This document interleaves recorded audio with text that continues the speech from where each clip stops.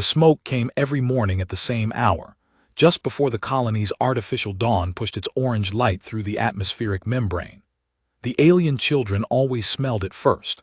Their olfactory clusters, arranged in delicate rows along their collar bones, pale as sea glass, would twitch in unison, and then the smallest ones would scramble out of the communal sleeping chamber, bare feet slapping on the cold alloy corridor, racing each other toward the eastern edge of Sector 9. Cale Doran had been here 11 months. He still didn't fully understand why he kept doing this. He'd set the pit the night before, the way his father had shown him on the porch in Meridian, Texas, charcoal banked low and long, no shortcuts, no accelerants, just time and heat doing what they'd always done. The grill itself was cobbled together from salvaged orbital plating, 2 exhaust deflectors, and a rack of tungsten rods he'd bartered from a Vethani scrap merchant in the lower market. It shouldn't have worked. It worked perfectly. This morning it was the fibrous protein masses that grew on the underside of the colony's water reclamation towers. The locals called them pelroot. They tasted, depending on how you cooked them, like either wet cardboard or something close to brisket, and Cale had spent 3 months learning the difference. The trick was low heat, a dry rub of mineral salt and the ground red spice pods from the upper market, and a patience that most humans he knew couldn't have managed. He could manage it. He'd always been better at waiting than most things. The children arrived in a wave. They ranged from about 2 years to early adolescence by human reckoning. Though the Vethani didn't count age the way humans did, they counted by molts, the periodic shedding of their outer exoskeletal layer which happened roughly every 18 months. The littlest ones had soft, translucent skin still, no second molt yet, and they pressed against Cale's legs like cats seeking warmth. He'd learned their names over the months: Sierra, Tok. The twins, Allie and Ussin, who were never more than an arm's length from each other. Old Bram, who was actually not old at all but carried himself like he'd already seen too much. "Cale man," said Tok, pointing at the grill with the 3-fingered hand that was his dominant one. "Today what?" "Pelroot," Cale said. He handed the boy a thin strip already cooled at the edges. "Careful on the middle." Tok bit into it and made the Vethani sound that meant something between satisfaction and surprise. His olfactory clusters flushed a soft blue. This was the color, Cale had learned, of a child who did not expect to be fed. He didn't think about that too long mornings. He just kept cooking. The twins materialized on his left side simultaneously, as they always did, Allie reaching for the cooling rack with the unhurried confidence of someone who has never once been turned away, Ussin hanging back to observe the reaching before deciding it was safe, then reaching too. They did everything in that order. Cale had learned to watch for it, the half-second delay in Ussin's every action that meant she was waiting to see if it was allowed. He'd started placing a second portion beside the first before she reached, so there was no gap to be afraid of. She'd noticed. He'd pretended not to notice her noticing. Bram came last, as he always did.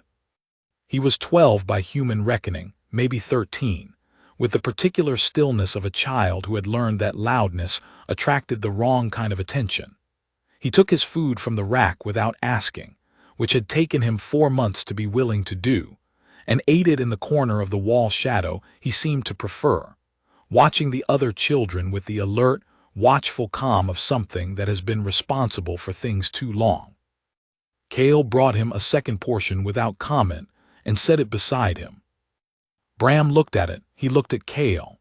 His clusters dark, subdued things that rarely showed their color went, very briefly, a pale gold, then back to neutral. He ate the second portion. This was the most direct acknowledgement Cale had ever received from him, and it was more than enough. He'd grown up watching his grandmother cook for every person who came through their door and half the ones who didn't. She ran a barbecue joint in Meridian out of a converted gas station.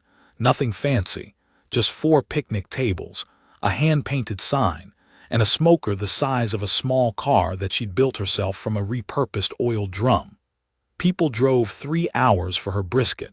She'd never once charged anyone who looked hungry. "The food's just an excuse," she used to say, turning the meat with one weathered hand, the other resting on her hip. "What you're really cooking is the reason for people to stay at the table." He could hear her voice very clearly some mornings, in the smell of the smoke.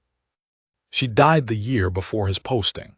He'd gone home for the funeral and spent 3 days eating food other people brought to the house and not being able to taste any of it, which was how he'd known it was the real thing. When you can't taste the food at the gathering, the food is doing its job, it's the excuse, and the grief is the conversation, and the sitting together is the point. He understood that. He'd never been good at saying it. He'd taken the posting to Vethasek 6 weeks after the funeral. The colony assignment had been sitting in his queue for 2 months. It was one nobody wanted, a mid-rim rotation in a system that hadn't made news since the boundary disputes a decade ago, atmospherically stable but socially complicated, the kind of posting that looked good on a resume only if you did it and survived it. He'd submitted the application without telling anyone, accepted the posting without celebrating it, and packed a single bag that included, among other things, his grandmother's recipe notes on a bent, laminated card he'd taken from her kitchen, because no one else in the family knew what it was. The children of Sector 9 were refugees. He hadn't known that at first. The colony administration called them dependent youth residents in transitional placement, which was the kind of language that meant someone had decided a longer description would require more accountability. They were Vethani kids from 3 villages that had been cleared during the expansion of a mineral extraction corridor 3 years prior. Their families had been relocated, that was the official word, to the northern agricultural zones. The kids had ended up in Sector 9 through a series of administrative transfers that Kale's colony datapad could not fully trace, under the nominal care of a rotational oversight committee that met, according to the calendar, approximately never. They survived on the colony's standard nutrition allocation, which was calibrated for adult Vethani physiology in moderate labor conditions. For growing children, especially ones who had lost the dietary continuity of their home communities, it was insufficient in several documented ways. A medical assessor had noted this 18 months ago. The note was in the file. No action had followed the note. Kale had figured this out at the end of his 2nd month, when he'd found Bram, who was perhaps 12 years by human count, passed out near the eastern maintenance conduit at 2 in the morning, too weak to make it back to the sleeping chamber from a coughing fit. He'd carried the boy back himself. He'd sat with him until morning.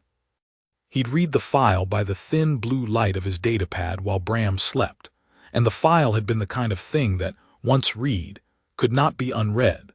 The kind of document that answers every question you have about why the corridor always smells like unwashed floors, and why the lighting in the children's sector is always kept at minimum spec, and why the oversight committee hasn't met in 14 months. The next day, he'd set up the grill. He'd bought the salvage components out of his own maintenance allowance. He'd researched Vethani dietary requirements in the colony's cultural archive for 2 evenings. He'd burned the first 3 batches of pell root because he didn't understand the protein structure yet, and Tak, who had been watching him from a distance for 3 cautious mornings, had finally crept close enough to tell him, very seriously, that he was cooking too hot. Kale had lowered the heat. The 4th batch had been edible. The 5th had been good. Tak had eaten 3 portions of the 5th batch and stayed near the grill until Kale started cleaning up, which was the most sustained company Kale had had in 2 months. He'd taken that as a reasonable return on investment. The administrative report had landed in his inbox 6 weeks ago, buried under supply manifests and atmospheric maintenance schedules. He'd almost missed it. The subject line read, "Unregistered food distribution, Sector 9, review requested." He'd noted it, filed it under deal with later, and gone back to calibrating the colony's eastern moisture collectors. His actual job was atmospheric systems maintenance. He held a Class 3 environmental engineer certification from the Outer Settlements Authority, which was a real credential issued by a real institution, though neither had expected him to use it in a place like Vethasek. The posting had been for 18 months. He was in month 11. He had, at some point in the middle months, stopped counting down to the end of it. The administrative report came in month 9. He dealt with it the way he always dealt with paperwork that wanted to stop something that didn't need stopping, slowly and thoroughly. He filed responses to every query. He documented every interaction. He requested the regulatory framework that would make the distribution illegal, and read it carefully enough to find that no such framework cleanly applied. He CC'd the medical assessor whose 18-month-old note was still in the file, unremarked. He wrote 4,000 words of cross-referenced compliance documentation and submitted it with the calm, patient precision of a man who has learned that the people who write rules often haven't read their own rules, and that this is, occasionally, useful. The Administrative Review Board had 3 members. 2 of them lived in Sector 2, where the colony's business interests were headquartered. The third was a human woman named Superintendent Heel, who ran the educational programming portfolio and whose signature appeared nowhere in the file about the children's nutrition. He'd looked. It wasn't there. He'd never spoken to her. She'd never come to Sector 9. He assumed she was, like most of the administrative layer, either unaware or inclined toward not noticing. Both were common. He'd learned to work around both. By month 4, word had spread through the lower corridors of the colony. Other kids came, not just Vethani, but Larathi young ones from the transit hub, a few small Korvathi who moved in tight, wary groups and communicated through the vibrating membranes on their wrists. Kale learned fast. He spent evenings in the colony's cultural archive, cross-referencing dietary requirements, allergen flags, metabolic cycles. He adjusted the grill.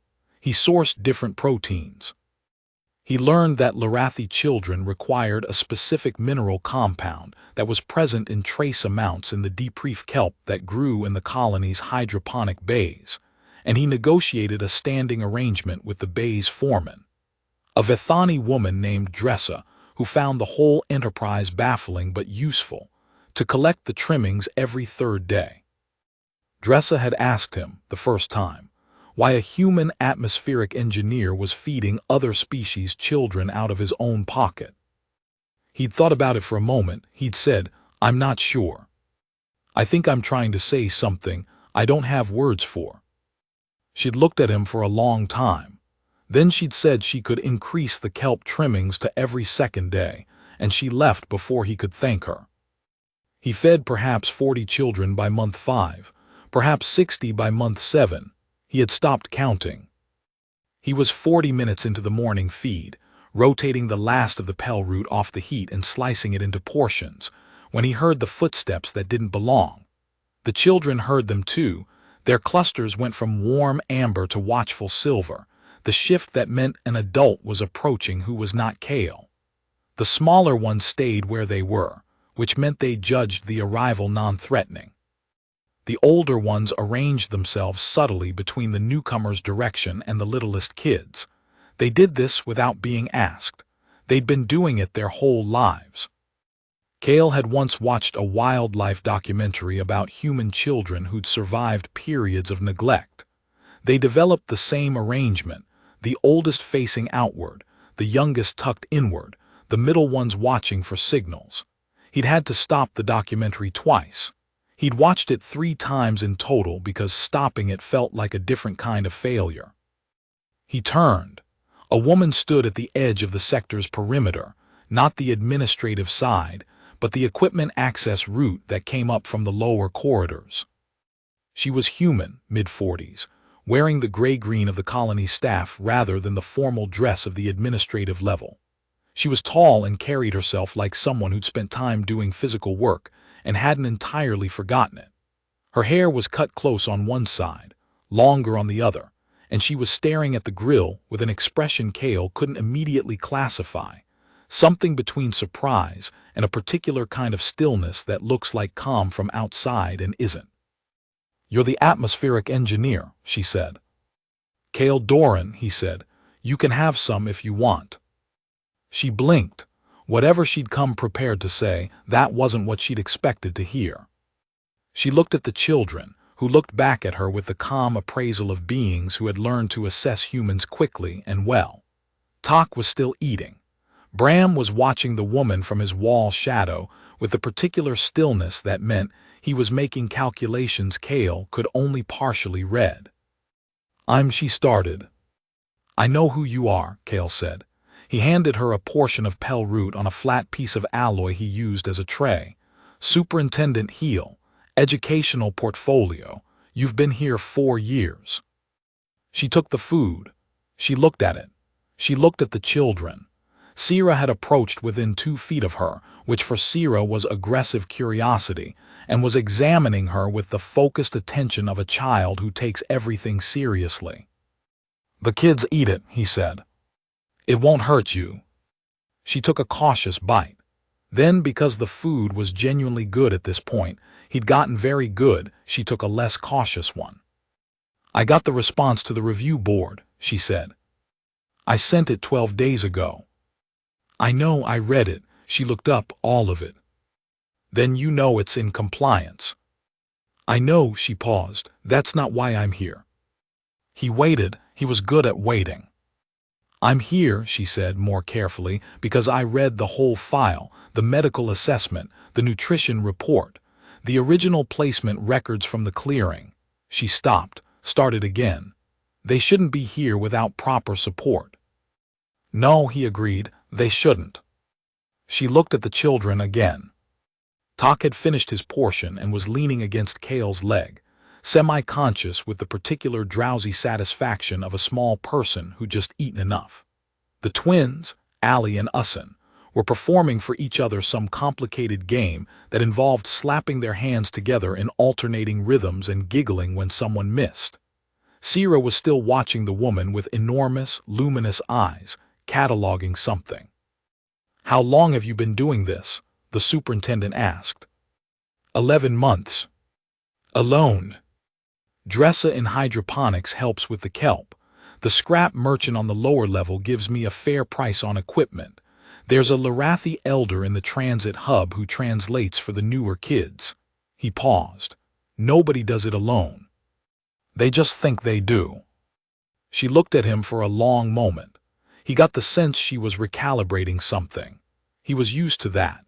Humans tended to arrive expecting something simple and find something complicated, or arrive expecting something complicated and find something simple. He never quite knew which he was going to be on any given morning. "I want to help," she said. "Formally, I want to put resources behind this. Educational programming for the kids, proper nutrition documentation, get the medical assessor back in for a current evaluation." She paused. "But it's going to draw attention. The board members in Sector 2 are going to ask why this wasn't flagged earlier. There's going to be questions about how this has been running without a formal authorization structure. I know. They'll ask who I am, what my role is, whether this is within my mandate." "Is it?" She was quiet for a moment, then very quietly, "I don't know yet." Kale looked at her. She was holding the empty piece of alloy he'd given her, turning it slowly in her hands. There was something in her face that he didn't have the Vethani vocabulary for, and didn't have the human vocabulary for either, a kind of reckoning, the look of someone who'd been moving parallel to a thing they'd needed to look at directly for a long time and had just turned. "The board's going to want to know more than your job title," he said. She nodded slowly. "Yes." "Is there more than your job title?" She looked at him. For the first time since she'd arrived, she met his eyes fully, and he saw something shift in her face, not fear, exactly, but the near cousin of it. The thing that lives on the other side of a secret held so long it has become structural. "Yes," she said, "there is." Her name was Superintendent Heel. Her full name, the one in the colony's administrative records, was Yara Heel, Colony Education Director, former OSA Regional Coordinator, posted to Vethasek 42 months ago following a reassignment that the records described as routine. Her actual name, the one she'd been born with 31 years ago, in a settlement on the edge of the contested mining corridor that had since been reclassified, cleared, and renamed, was Yara Sek Vethani. She was half Vethani. She had been passing as human for 17 years. Kale learned this in pieces, over the days that followed. Not because she volunteered it, she was careful. She had been careful for so long that careful had become the texture of how she moved through every room, but because the children figured it out first. Sira was the one who saw it. She was 4 years by human reckoning, old enough for language, young enough to say what she saw without translation. She was sitting on Kale's knee one morning while he adjusted the temperature on the grill, watching the superintendent kneel to eye level with Tak to hear some long and apparently crucial story. He was telling about a corridor game he'd invented, and Sira said, very simply, in Vethani, "Her clusters are asleep." Kale didn't speak much Vethani. He knew the food words, the safety words, the words for pain and hunger, and the words for satisfied and warm. He knew, because he'd been careful to learn, the word for wrong and the word for enough and the word for I am still here. He didn't know what Sira meant by asleep, but he saw Yara Heel's entire body go very still at the sound of the child's voice. He saw her hands tighten on her knees briefly and then deliberately relax. He looked at her neck. He'd never looked carefully before. He'd had no reason to. The olfactory clusters, when he knew to look for them, were not absent. They were flat, covered. A thin layer of synthetic dermis, very good work, professionally done, seamless unless you were a 4-year-old Vethani child whose own clusters were still learning to read the world, or a man who'd spent 11 months learning to see everything about Vethani physiology that the cultural archive could teach him. He didn't say anything. She stood up slowly and met his eyes over the children's heads, and whatever she expected him to say, he didn't say it. He handed her a serving of pal root. She took it. They stood together in the smoke and the orange dawn light while Tak finished his story. It took a while. The game had many rules, and then the morning feed ended and the children scattered. They cleaned up together. Neither of them said anything about what Sira had said. That was how it started. She told him, the first time, in pieces. They were cleaning up after the morning feed 3 days later, 63 kids by this point, an operation that required genuine logistical coordination. And she talked while they worked, the way people sometimes find it easier to say hard things when their hands are busy. Her mother had been Vethani, her father had been human. In the settlement where she'd been born, this was not unusual. The frontier communities had been mixing for 2 generations, and the biological compatibility between Vethani and humans, while requiring medical assistance to achieve, was real and documented. The hybrid children of the settlements were ordinary. They were themselves. The clearing had changed that. When the mineral extraction corridor had expanded across their sector, the settlements had been evacuated with a speed that precluded the kind of organized protest that might have slowed it. The human residents had been relocated to approved human colony zones. The Vethani residents had been relocated to Vethani management areas. The hybrids, and there were 200 of them across the 3 settlements, documented, real, known to each other, had been categorized by appearance. A visual inspection team had come through in the final week. They had looked at faces. They had not checked records. They had sorted by what they saw. Yara, who looked human, who had her father's face and her mother's bones but not her mother's visible markers, had been documented as human. Her clusters had been suppressed with medical intervention at the age of 14, before the inspectors arrived. Her mother had made that choice. Her mother had held her hand while the medical officer applied the suppressant compound and sealed the growing clusters with the synthetic layer, and she had said, "This will keep you safe, and I'm sorry, and I love you," in that order, And Yara had been 14 and understood the first thing and not the other two, and was 31 now and understood all of it. She did not say this the way a person says a tragedy. She said it the way a person says a fact they have carried so long it has left marks in the carrying. Her voice was level and her hands kept moving, rolling the cable, stowing the panels. The children who looked Vethani, Kale said. He was coiling cable. He kept his voice neutral. They went to the Vethani management areas. She paused. Which were the Sector 9 model? Broadly. He didn't say anything for a moment. He finished coiling the cable. He started on the next section. Your mother, he said. Agricultural zone, I have an address. I've had it since I got posted here.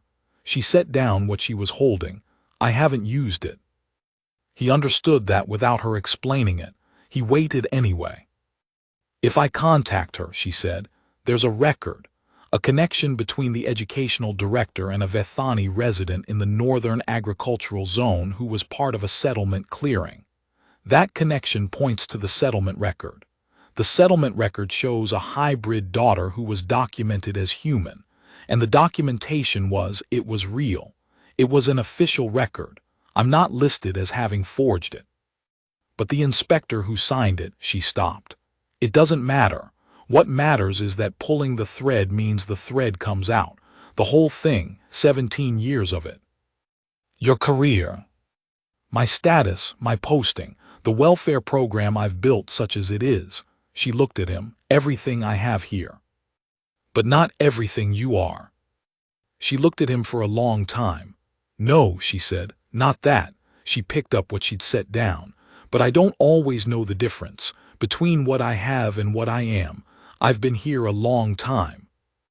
Kale thought about his grandmother and her smoker and the hand-painted sign and the 4 picnic tables. He thought about the way she'd never asked why a person was hungry before she fed them, because what people are is not what brought them to the table, and the table is not for asking questions. I'm not going to say anything, he said. Kale. That's not a favor, that's just not my thing to say. He put down the cable, he looked at her, but I think you should be the one who says it. She didn't answer that. He hadn't expected her to. The board meeting was in the Sector 2 conference facility, a room designed to make people feel small and decisions feel large. Kale had been formally summoned as the individual responsible for the unauthorized food distribution. He'd submitted his compliance documentation in 3 organized folders. He'd worn his Class 3 certification badge on his cleanest jacket. Yara Heel had walked in wearing nothing different from what she wore every day, the gray-green of colony staff, the same close-shorn haircut. But she'd walked in with something different in the line of her shoulders, something that Kale recognized because he'd seen it in the expression on his grandmother's face the one time she'd been cited by the health department. The look of someone who has decided, before entering the room, that the room does not get to decide for them. The board members from Sector 2 were named Varric and Osman. They had the matched energy of men who had gotten what they had by being the type of men who asked which way the wind was blowing before they committed to having an opinion. They opened with procedural language and moved to the documentation, and received Kale's explanations with the patient expressions of people who had already decided what the outcome was and were waiting for the performance to conclude. The third board member was a Vethani woman named Director Sa. She was a small woman in her 60s by human reckoning, with dark clusters that stayed at a controlled, precise amber. The color Kale had learned meant something was being very carefully managed. She had said nothing in the first 40 minutes of the meeting. She had read every piece of documentation Kale submitted. She had watched Varric and Osman with the attention of a naturalist observing a known species. When the question of formal authorization arose, whose mandate covered a nutrition program for the children of Sector 9, who had the administrative standing to legitimize an operation that had been running for 11 months without formal framework, Yara Heel said, "Mine." The room shifted. She said it the way a person says something they have been rehearsing in the corridors of themselves for a long time. She said it clearly, without inflection, without apology. She said it, and then she let the word stay in the room and do its work. She explained the educational portfolio mandate. She explained the developmental welfare connection to nutritional status. She acknowledged on the record that the medical assessor's report had come across the portfolio desk 18 months ago and she had not acted on it. She said she was acting now. She proposed the formal program structure. She proposed the materials allocation. She proposed Cale Doran as nutrition coordinator. Varick's expression tightened. He began to talk about biometric registration protocols, about classification requirements for hybrid status children, about the OSA framework for. "I want a request," Yara said, interrupting him with the quiet authority of someone who has decided that this is the conversation and they are having it, that the board conduct a full biometric audit of all program participants, including administrative staff. She looked at Varick. "Including me." The room went very quiet. Director Saw put her hand flat on the table. "I second the request." Varick looked at Saw. Saw looked back at him with the expression of someone who has been waiting for a very specific opportunity for a very specific number of years and is watching it arrive. The biometric audit took 9 days. Cale kept cooking. The children kept coming. He ordered additional protein stock. Dressa expanded the kelp harvest. The Larathi elder found 2 more adults willing to help.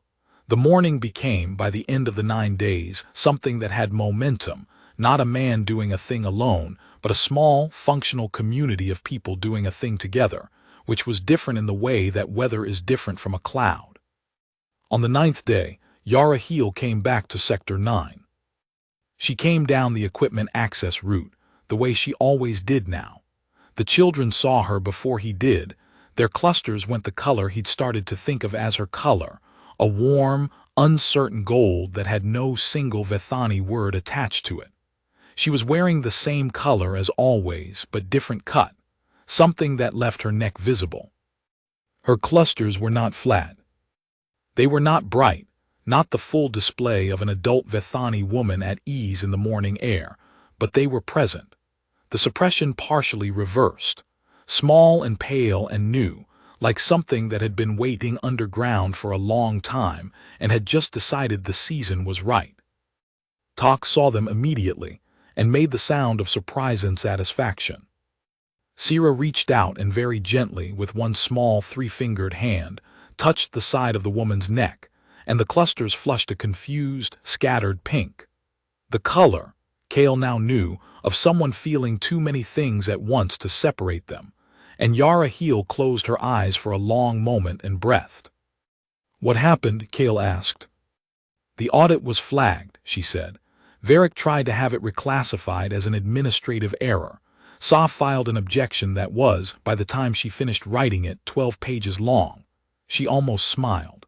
"The OSA regional coordinator is being called in for a review of the settlement clearing records, the reclassification of hybrid individuals from the corridor settlements." A pause. "It's going to take time." "How much time?" "Years, probably." She looked at him, but the developmental welfare program was approved, formally, with funding. She reached into her coat and produced a document, actual paper, not datapad, which was how you knew something was meant to be permanent. Cale Doran, Colony Nutrition Coordinator, Sector 9 Developmental Welfare Program. He looked at the paper, he looked at her. "That's not a real title," he said. "It is now. I make $9,000 a year as an atmospheric engineer. The nutrition coordinator position pays $11,500 and comes with a materials allocation and a kitchen upgrade for the sector." She paused. "I argued for a larger grill." He looked at the paper for a long moment. He thought about his grandmother and her smoker and the hand-painted sign and the 3-hour drives. He thought about the things she'd said about smoke being a language.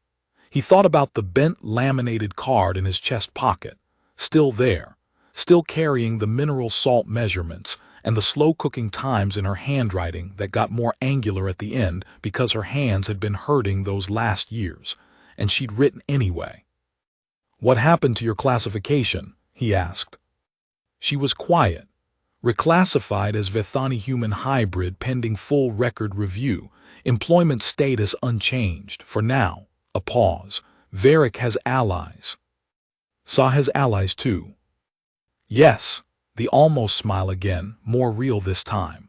"Turns out when you spend 4 years on a board in Sector 2 asking no questions about Sector 9 children, you make a particular kind of enemies." She looked at the grill. "And when you spend 11 months feeding 60 children breakfast, you make a particular kind of friends." He folded the paper and put it in his chest pocket, next to the laminated card. The hearing before the OSA regional coordinator happened 7 months later. Yara had spent those months building the case with the methodical, unsparing attention of a woman who had been precise and careful her whole life, and was now choosing to be precise and careful about the things she'd been avoiding. She located documentation on 47 other individuals from the corridor settlement clearings who had been classified by appearance alone. She found 3 more hybrid adults who had been passing, 2 Vethani-coded, 1 human-coded who agreed to testify. She had the medical assessor, who had read her own 18-month-old report for the first time with the attention it deserved, and had come away from it shaken and ready. She had Pell, the settlement's former community coordinator, a Vethani woman in her 70s who had been waiting to speak to someone with authority for 3 years, and had prepared, accordingly, an extremely thorough statement. Kale attended as a witness. He submitted his documentation. He answered questions briefly and accurately. He watched Yara testify for 4 hours.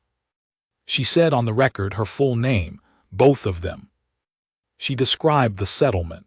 She described the night her mother had made the decision. She described what she had understood at 14 and what she had not understood, and what she understood now. She described 17 years of not looking at the corridor relocation files, and what it had cost her, and what it had cost others, and the morning she had come down an equipment access route and smelled smoke from a grill built out of salvaged plating and stubbornness.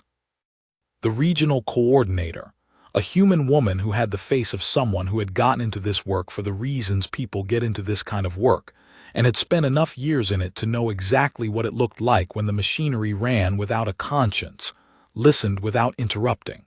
She asked clarifying questions. She took notes on actual paper. At the end, she said, "I'm initiating a full corridor clearing review. Classification records for all individuals relocated between 38 and 44.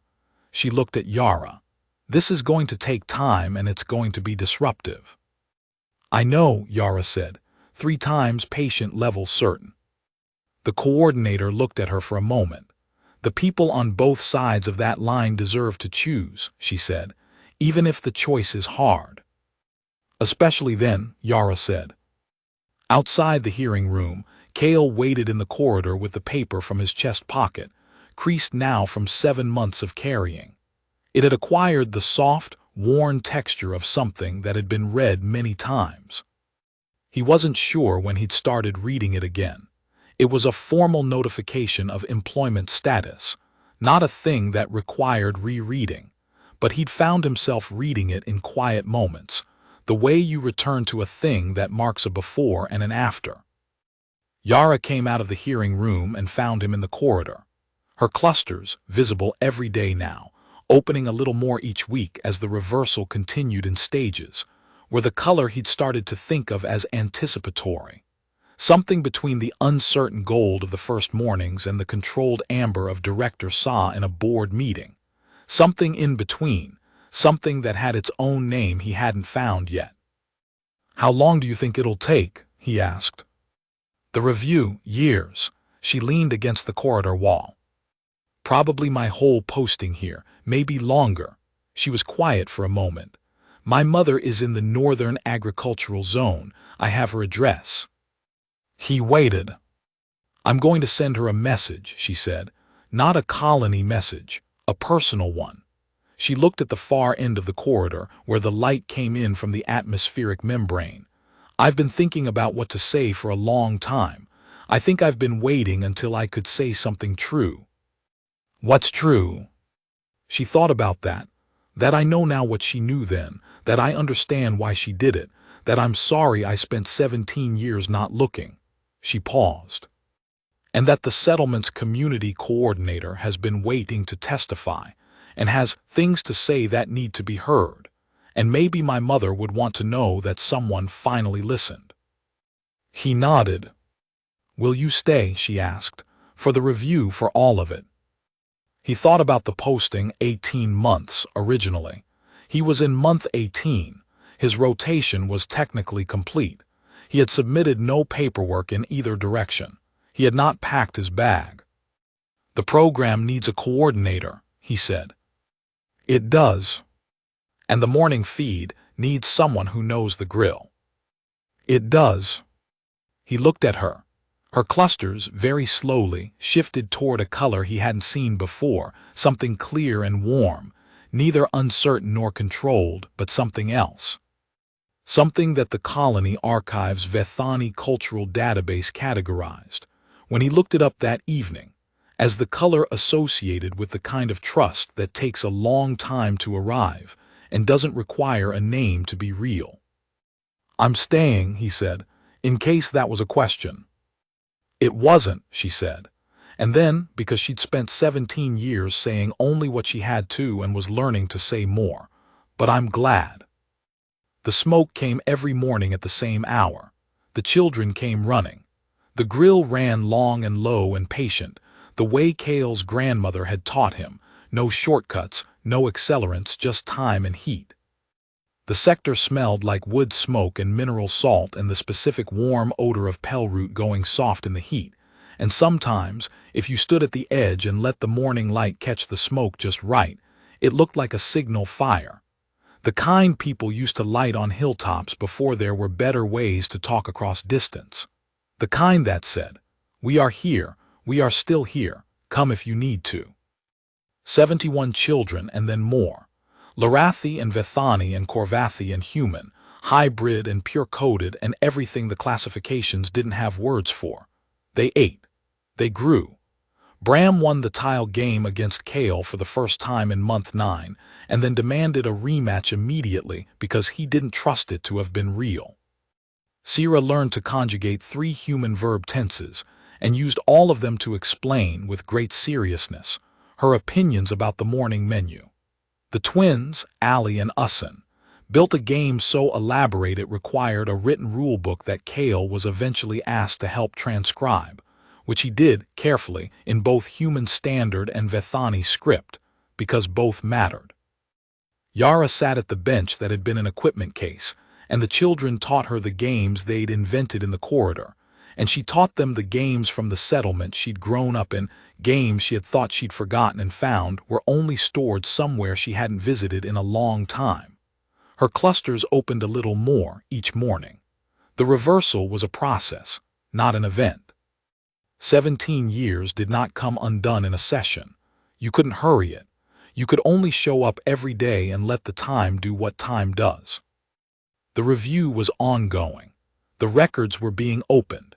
It was going to take years and be disruptive, and some people were going to have to reckon with what was on the other side of the classification line, and some of them were going to be grateful, and some were going to be frightened, and most were going to be both at once, which was the most honest way to receive a truth that arrives after a long delay. But they were going to have the choice. That mattered.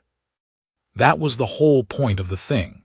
That the choice existed, that nobody got to make it for you, that the record could be looked at and corrected, and that correction was possible. It was possible, that was enough. Kale tended the grill. He kept the heat low and patient. He sourced what the children needed and learned what he didn't know and asked for help when he couldn't manage alone, which was regularly, which was fine. He wrote to his family occasionally. He never explained what he was doing in terms they'd fully understand, because the full explanation was long and required context, and what he was doing was, at its core, a simple thing.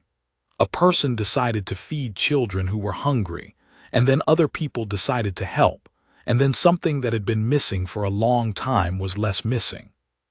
His grandmother had done the same thing for 30 years in a converted gas station in Meridian, Texas.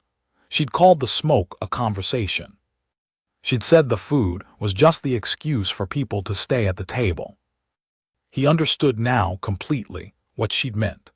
He understood it in the way you only understand something when you've lived it rather than heard it, not as an idea, but as a fact of the body, the kind of understanding that settles into the bones and stays. The food was an excuse. The table was the point. The smoke was the invitation. What you were really doing when you fed people who needed feeding was saying, "You are allowed to be here. You are allowed to need things. I'm not going to ask you why before I hand you the plate." It was the simplest thing. It was the hardest thing to keep doing. He kept doing it. The smoke rose every morning.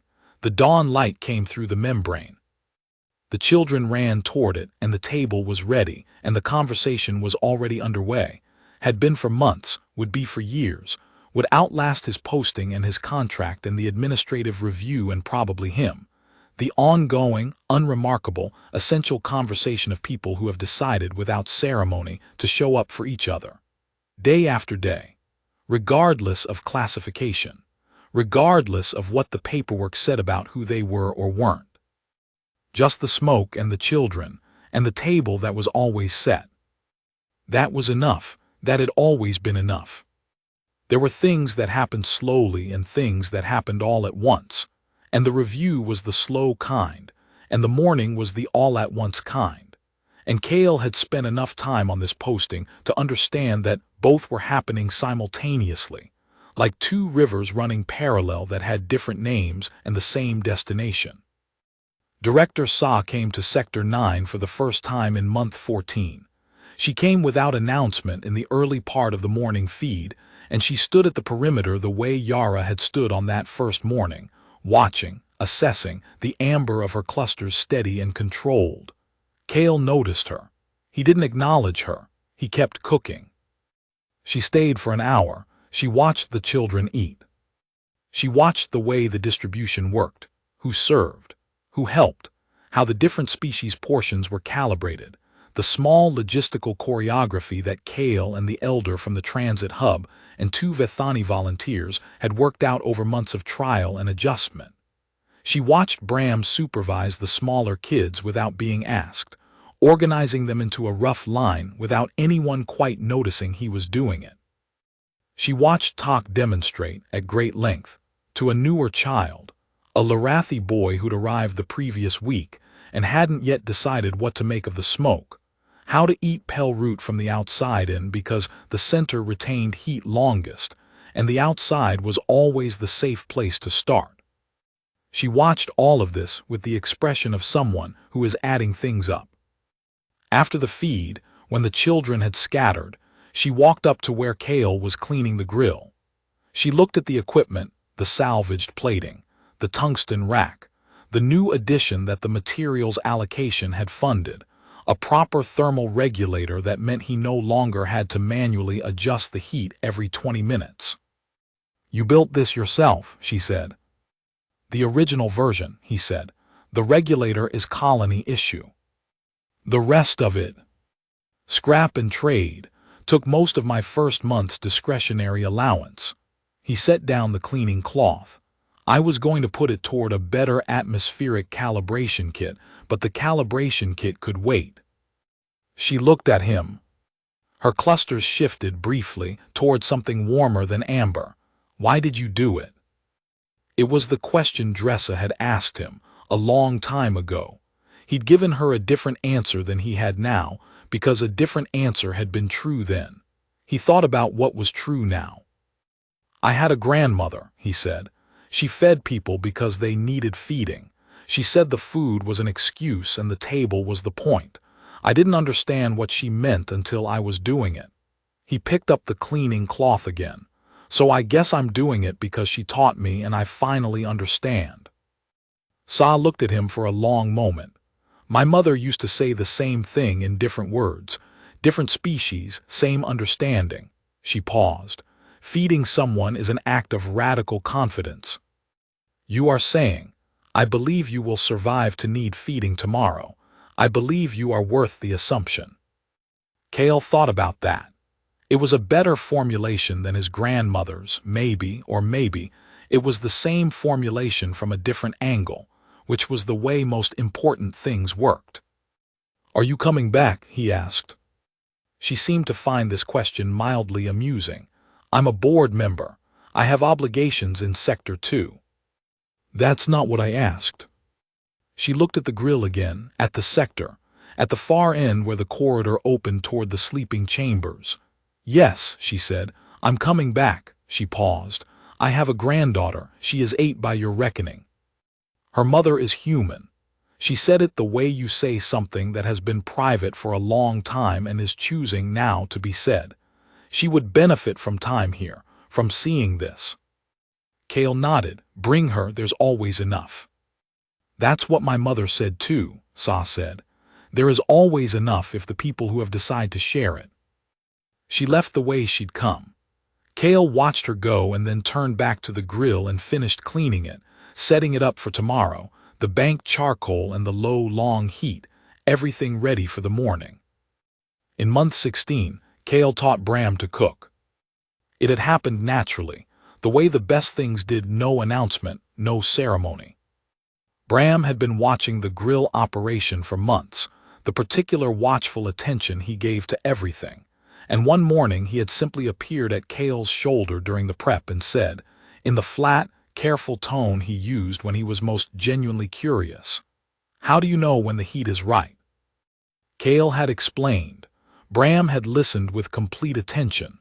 The next morning he'd appeared again and asked about the protein structure of pell root and how the mineral salt affected the cooking process. Cale had explained that too. By the third week, Bram was doing the pre-dawn prep on his own 3 days a week, and Cale was sleeping an extra hour. And the food was exactly as good as it had been because Bram was a precise, serious student who had decided that if he was going to do something, he was going to do it correctly. By month 17, Bram had developed his own variation of the standard pell root preparation that involved a marinade he'd invented from a combination of mineral salt and a fermented compound he'd sourced from a Corvathi vendor in the lower market, and that the children had unanimously decided was better than the original. Cale had told him so. Bram had said, in the tone of a man confirming a fact, "I know." Cale had laughed out loud. It was the first time in several months that he'd laughed out loud, and it surprised him enough that he laughed again, and Bram looked at him with the expression of someone who finds adult humans mystifying, but has made a decision to tolerate them. He was teaching someone. That was new. He hadn't thought of himself as someone who taught things. He'd thought of himself as someone who did things alone and then was surprised when other people wanted to help. But you couldn't do a thing for 17 months and call it private. At some point, what you were doing became what the place was, and what the place was became what the people in it expected, and what the people expected became what the people protected, which was a kind of ownership that had nothing to do with paperwork. Sector 9 owned the morning feed. The morning feed owned Sector 9. And Bram, who had once been a child who fainted in corridors from hunger and now corrected the heat calibration by instinct, was teaching the newer children how to eat from the outside in because the center retained heat longest, and the outside was always the safe place to start. Something had been passed. Cale wasn't sure when it had happened exactly. That was the nature of the thing. You showed up every day and the thing passed without announcement, and one morning you looked at what was around you and understood that what had begun as one man doing a thing alone was now a place that would keep happening whether he was there or not. That was the point. That had always been the point. You weren't building a monument to yourself. You were building something that could outlast you, something that didn't need you to keep being true. His grandmother's barbecue joint was still open. His cousin ran it now. The 4 picnic tables were still there. The hand-painted sign had been repainted once, same design. The smoker his grandmother had built from a repurposed oil drum was still the same smoker, still running, still doing what it had always done. Some things, if you build them right, keep going. The smoke came every morning, it would keep coming. That was enough. There was a day in month 15, when a group of administrative inspectors arrived in Sector 9 unannounced. Not the board, inspectors from the regional OSA office, sent as part of the preliminary review process. 3 humans and 1 Larathi official who moved through the space with the careful, documenting attention of people building a record. The children watched them from the periphery. Not hiding, they didn't hide anymore, not from strangers, not the way they'd hidden when Kale had first arrived, pressing flat against walls and making themselves small at footsteps they didn't recognize. They watched. There was a difference. Watching was a choice. Hiding was a reflex. The difference had taken months. Tok stood in the middle of the corridor with his arms crossed and his clusters at the steady teal blue of a child who has decided he belongs here and would like this to be acknowledged by all parties. He was 7. He was completely unimpressed by the officials. He watched them the way a property owner watches surveyors. One of the human inspectors crouched down to speak to him. This was the approach that usually worked with human children. Tok regarded the crouching with mild suspicion. He answered the questions that were answerable and declined, politely, the ones that weren't. His Vethani to standard translation had come a long way in 15 months, and he used it with the focused precision of someone who has learned that language is a tool, and tools should be used correctly. When one of the inspectors produced a datapad and began documenting the grill setup and the nutrition records, Bram appeared from the corner without announcement and said, in perfectly clear standard, "The documentation is already filed. Kale Doran, Colony Nutrition Coordinator. Superintendent Yara Heelsek, Developmental Welfare Director. All compliance records submitted to the Regional Archive." He looked at the inspector's datapad. "You can pull it from there. It is organized by date." The inspector looked up at him. Bram looked back. "Thank you," the inspector said. "Yes," said Bram, which was not quite an acknowledgement and not quite not one, and walked back to the cooking prep he'd clearly been in the middle of. Kale watched this from the maintenance access where he'd been running the day's atmospheric checks. He didn't intervene. He didn't need to. The sector handled itself. It had been handling itself for a while now, with increasing competence, and he was trying to let it. Yara found him later, when the inspectors had gone. She had the careful, controlled expression she got when she was processing something that had moved her and hadn't decided yet how much to let it show. "Bram," she said. "I know." He cited my full name, the new one, the official record name. "I know." She was quiet for a moment. "When I arrived, he wouldn't come within 10 feet of me. He didn't speak to me for 3 weeks. "He's thorough," Kale said. "He observes before he decides." He decided. Yes. Kale looked at the sector, the corridor, the place that had become what it was through accumulation, daily choices layering over each other like geology, slow and unglamorous and permanent. He's a good cook, too. Better than me, probably. I won't tell him that for another year or 2. Yara laughed, a real laugh, not the thin, careful version she'd had when she'd first arrived. The laugh of someone who has been somewhere long enough to be surprised into honesty. It did something to the light in the corridor, or seemed to. The clusters at her neck went a warm, scattered gold. "I sent my mother a message," she said, quieter. He waited. She replied. She stopped. Then, "She's coming to the regional hearing. She wants to give a statement." Her voice was level. Her clusters were not. They were moving through colors faster than he usually saw, the physical language of someone feeling too many things to sequence them. She said she's been waiting for something like this to exist, and she didn't know how to make it exist herself, but she would show up for it when someone else did. Kale thought about that. About the settlement coordinator Pell, who had been waiting to be heard, about the medical assessor who had written a report and watched it go unremarked for 18 months and had come to the hearing ready, about Sa, who had been on a board in Sector 2 asking no questions for 4 years, storing something up, waiting for the moment when asking was possible. All the people who had been waiting for something to exist that they couldn't build alone.